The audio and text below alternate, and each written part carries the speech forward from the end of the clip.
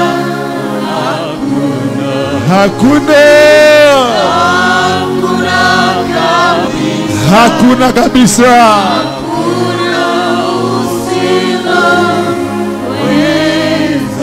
Hakuna usiloliweza.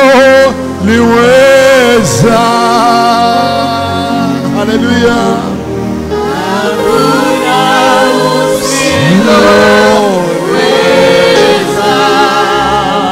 Hakuna usiloliweza.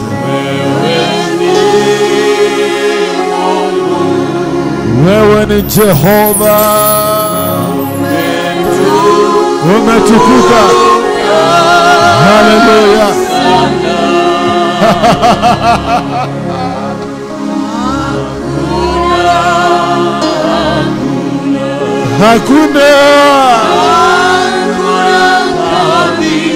Hakuna kabisa.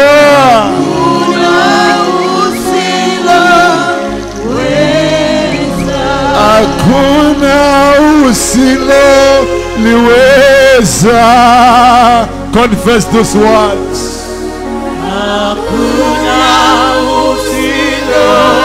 Hakuna.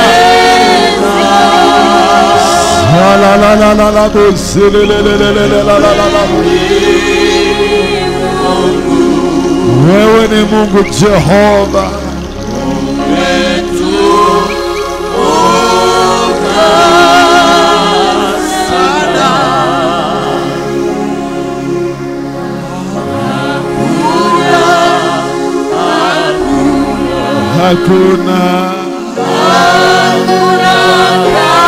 Hakuna kabisa, hakuna.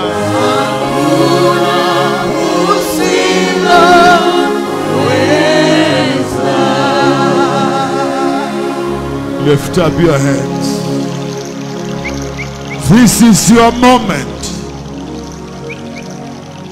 And as the Lord has spoken today, I impart in your life lifetime favor from now. Favor upon your life. Favor upon your families. Upon your visions. Upon your plans. Upon your projects. In the name of Jesus, you carry a lifetime favor from today. If you believe it, say yes, Lord. If you believe it, say yes, Lord. From today, even generations to come, they will call you blessed. They will call you highly favored. Whatever you touch from now will multiply, will increase. Thank you, Father. I want you to thank God with your mouth. You tell Jehovah, I thank you for this lifetime favor. The woman of Sarepta, the Bible says she did eat for many days. And the Jehovah has spoken here. What you have got today is for a lifetime. I don't know whether you believe in the words of God. Whatever you have gotten now, you will live with it forever. In the name of Jesus Christ. Thank you, Father. If you feel in your heart a drive to lay an offering here, do that in 1 minute. I said we give 1,000 shillings or more. If yours is ready, come with it, place it here, and go back to your seat. Do that quickly. A lifetime favor will follow your life. Come quickly. You can have your seat. Let the rest prepare. Prepare your tithe, your offerings. Kuja, tulisema Sunday, kama una masikio ulisikia, na kama hukuwa na umesikia, inua mkono, chukua bahasha, fanya hivyo sahi. Kuna kibali cha kudumu. Wacha hii ya kukuja inaenda, inakuja inaenda. Mungu ameongea tu kama siku aliongelesha yule mama. Lifetime favor. Usipitwe kwa sababu ya mahitaji. That woman had nothing according to her. Alisema ile niko nayo nikaunga kidogo. Aliambiwa kwanza leta hiyo kwanza. Bring that first. Even those who are watching our services online, get ready and use the information on your screen to honor God. There is something about this ministry that goes with the spoken words. I'm waiting for somebody to walk. Now maybe you don't have 1,000, but you have 500. You have 200. Chukua basha weke kwa leo. Nasema, this one is not my tithe. This one is not my offering. But this one is my sacrifice just for today. God is able to do to you what he did to the woman of Sarepta. There were many widows. Usiachwe kwa sababu unasema psychologically unasema I don't have. What you have, use that one. What you have, use it. Don't reason. Don't use your head. If that woman used a rational thinking, there is no way she could have obeyed God. Kama angeweza kumtii Mungu. It was not easy. Mtu ale afe. Si ati ale atafute. Si ati ale atafute ingine. Ale afe. Ale afe. Think about that statement. Kwa hivyo usiachwe hapo ukisema man of God I don't have. Kile unasikia ndani. Even if it is 100 shillings or even 20 shillings. Whichever amount you feel. Usiachwe nyuma. Participate at this time. Participate at this time. God is so gracious. God is so gracious. God is so gracious. God is so gracious. Thank you, Holy Spirit. Kuna watu wana argue kwa akili yao. Nitoe ama nisitoe. Don't argue. Obey. Don't argue. The anointing of God is so real here. Suppose ulikuwa na Elijah wewe mkiwa wawili. Mkiwa wawili ungefanya nini? Ukiwa na yeye, ukiwa tu wawili akwambie fanya hivi. Bring what you are going to eat with your child. Bring it fast.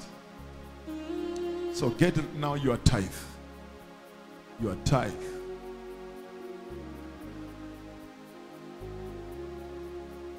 Your tithe and offering. Kama una bahasha unanyosha mkono utapewa. Dennis kuja hapa.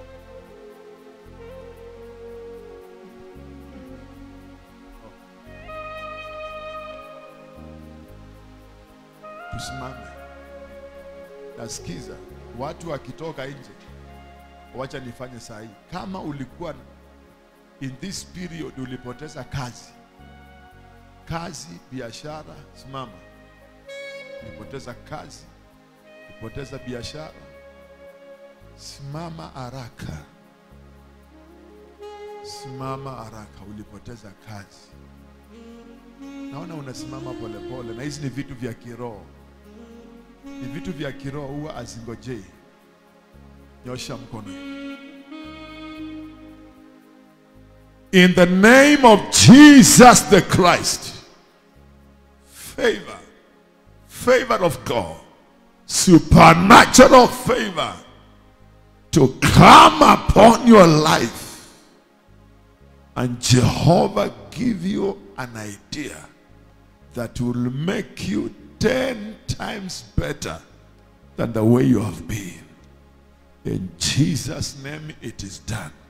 Everybody say amen. Utaona kile Mungu atafanya. Atakupatia idea ya kugeuza maisha yako.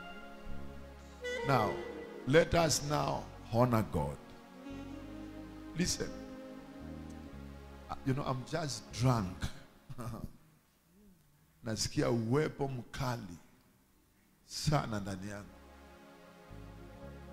Tunaendelea kutoa pesa ya shamba. Tunatoa kila siku.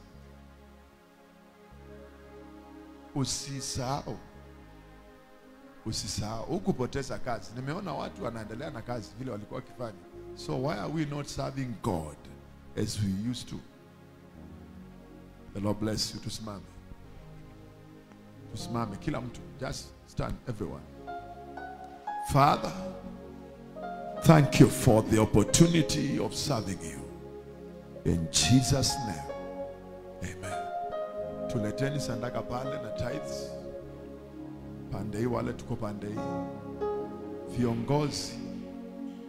Viongozi watu wakitoka nje msimame hapa hivi. Leaders, wamama, wanaume, if you know you are a leader in whichever capacity. Wengine ukitoa unatoka nje. Tutoe sadaka. Yale unasema Baba. Lunch our meetings every day. City Center and here. Morning service. Na ubebe kibali cha Bwana. Usitoe mask. Usitoe, weka mask vile inastahili. Vile inastahili. Yote ni makuu. Sanitize your hands.